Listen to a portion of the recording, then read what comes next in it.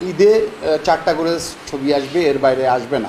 প্রয়োজনে আমরা লটারি করব, যার ছবিটা লটারিতে উঠে, যার ভাগ্যে লটারি থাকে সে ছবি রিলিজ করতে পারবে।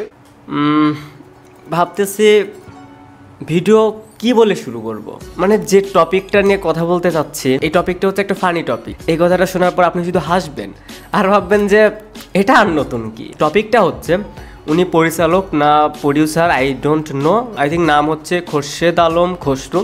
তো তিনি একটা কথা বললেন, আমি দেখলাম তিনি বলতেছেন যে যেহেতু ঈদে অনেকগুলো সিনেমা একই সাথে রিলিজ করার প্ল্যান করে, সো এতগুলো সিনেমা রিলিজ করা আসলেই এটা খুবই খারাপ। সো এই কথাটা শুনে আমার বেশ ভালো লাগছে যে না, তারা এটা না ভাবতেছে যে এইটার বিরুদ্ধে আসলে কি করা যায়, এটার সলিউশন আসলে কি। এটা শুনে আমার ভালো লাগলো।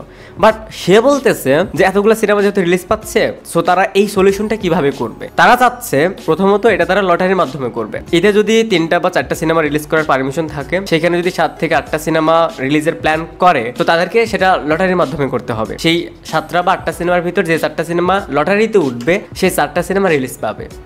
তাহলে মানে ঠিকই আছে। যে ইন্ডাস্ট্রি যে ভাঙ্গা চোরা চলে না, প্রতিদিন নাটক। আমি বাংলা লাস্ট কোন কমেডি ফিল্ম দেখে হাসাহাসি করছি এটাও মনে নেই।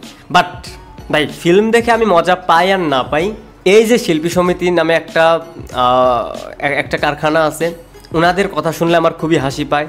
এই যে আমাদের ইন্ডাস্ট্রিতে এমডি ইকবালের মতন লোক আছে, ওনার প্রত্যেকটা ইন্টারভিউ মানেই হচ্ছে একটা কমেডি ফিল্ম। এই যে আজকে একটু আগে যে কথাটা শুনলাম যে তারা লটারিও করতে পারে, এরকম ফানি কথার আসলে অভাব নেই।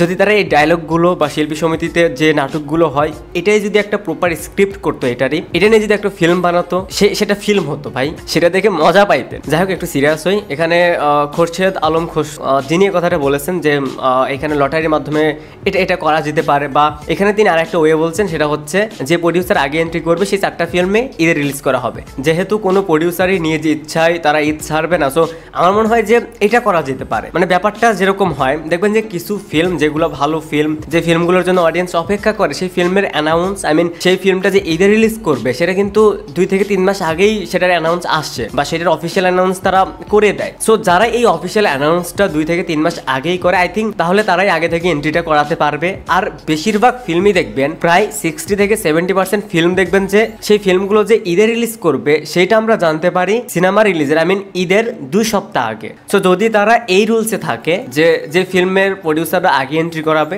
তাদের ফিল্মগুলো রিলিজ করানো হবে। যদিও এখানে অনেক প্রবলেম হবে, তখন দেখা যাবে যে অনেক বাজে ফিল্ম মেকার, অনেক বাজে প্রডিউসার, যে ফিল্মগুলোর জন্য না আমরা এক্সাইটেড থাকি না আপনারা থাকেন, বা যে ফিল্মগুলো আমরা লিস্টের ভিতরেও রাখি না, তখন তারা দেখবেন যেহেতু ইন্ডাস্ট্রির এই মানুষগুলোর সাথে তাদের সম্পর্ক খুবই গভীর, তখন তারা আগে থেকে চান্স নেবে এন্ট্রি করানোর। সো তখন এইটার ইফেক্ট আবার উল্টো হতে পারে। ভালো ফিল্মগুলো যদি এন্ট্রি না করাতে পারে, তখন আবার যারা বাজে ফিল্ম বানাচ্ছে তারা যদি আগে এন্ট্রি করে ফেলে, তাহলে সেই ভালো ফিল্মগুলো আর ঈদের রিলিজ পাবে না। আর ওই যে বললাম যে এদের সাথে খুবই সুসম্পর্ক, ঘনিষ্ঠ সম্পর্ক, বিশেষ করে আমি কয়েকজনের নামও নিতে পারি। সো তারা 3 থেকে 4 মাস আগে এন্ট্রি করিয়ে রাখবে যে এই সিনেমাটা আমি ঈদে রিলিজ করবো। সো এটাও যে খুবই কার্যকরী হবে এটাও মনে হচ্ছে না। তাদের চিন্তাধারা একটা জায়গায় রয়ে গেছে যে ঈদের সিনেমা রিলিজ করলে সেই সিনেমাটা ভালো চলবে। আমার কাছে মনে হয় যে তাদের পরামর্শ নেওয়া উচিত। এবার ঈদ উল ফিতরে 9টি না 10টি সিনেমা রিলিজ পেয়েছিল। যারা মুভি রিলেটেড কন্টেন্ট তৈরি করে তারা প্রত্যেকেই এই টপিকটা নিয়ে কথা বলেছে। আমরা ঈদের আগেও বলেছি যে এতগুলো সিনেমা আসলে কোনো সিনেমায় ভালো পারফর্ম করবে না। কারণ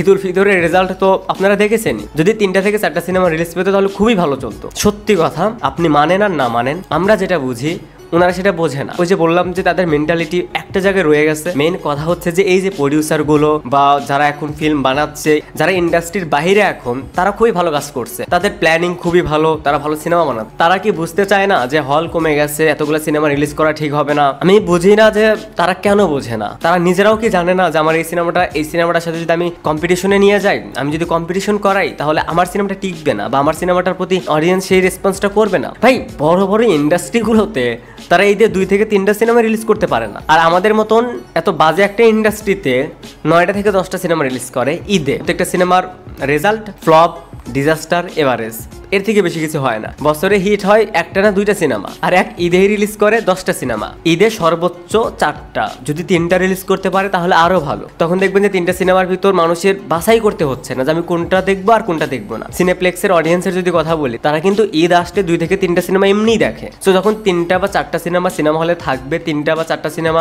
রিলিজ পাবে, তখন এই 4টা সিনেমা ভালো রেসপন্স পাবে, তখন কম বেশি 3টা বা 4টা সিনেমা সবাই দেখবে। বাট যখন 9টা থেকে 10টা সিনেমা একই সাথে রিলিজ করে, তখন অডিয়েন্স ভাগ হয়ে যায়। আমার মনে হয় না যে এদের দিয়ে কোনো কিছু চেঞ্জ হবে। আর তারা যে রুলসের কথা বললো, তারা যেটা করতে যাচ্ছে যে লটারি বা যে আগে এন্ট্রি করাবে, আমার মনে হয় না যে এগুলোতে কাজ হবে।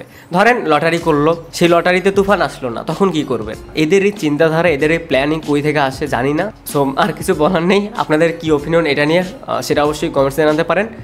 Thanks for watching, by.